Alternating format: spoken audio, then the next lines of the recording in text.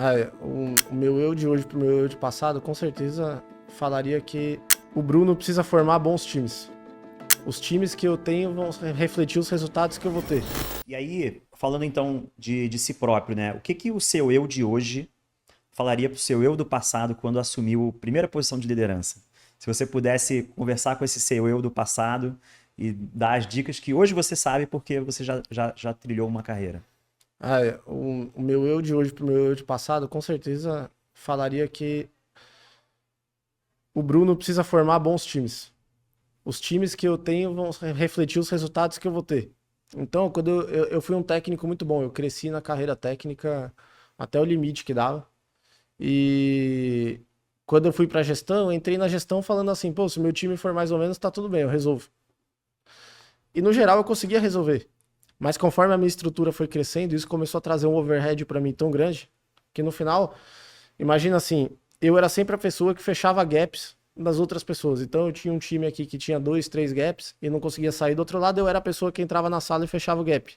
Daqui a pouco eu tinha um outro time que estava tendo muito problema em uma coisa, existia um gap, eu era a pessoa que ia lá fechar o gap. Ah, essa pessoa não está formando tão bem, entrava eu na sala para fechar o gap. Meu gestor não está controlando bem as atividades aqui, eu entrava na sala para fechar o gap dele. Eu comecei a olhar, isso não é escalável. Uhum. Na verdade, as coisas se tornaram escaláveis quando eu comecei a entender que os meus times precisavam ser bons.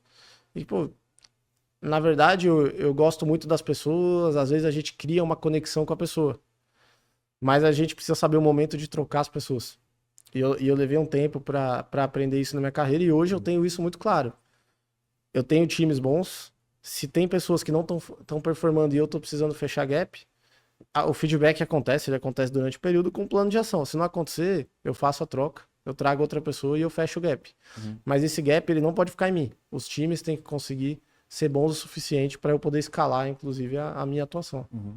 Não, muito bom, cara. Inclusive, muito importante isso, porque é um receio, né, de muitas empresas, né, na figura de seus gestores, né, de parecerem pouco humanos quando você precisa desligar alguém por motivo de baixa performance dentro daquele contexto. Né? Isso é uma coisa importante, né, para ressaltar e que eu acho que tem uma falta de entendimento meio generalizada, assim, né? Parece que quando uma pessoa ela é desligada da empresa, que ela é ruim em qualquer contexto. Sim, Não, e ela só não está completando aquele time naquele contexto, é isso mas aí. num outro time, num outro contexto, que pode ser até na mesma empresa ou em outra empresa, pode ser que aquela pessoa tenha a capacidade de ter as skills necessárias para fazer aquele complemento naquela especificidade de time ou de empresa, né?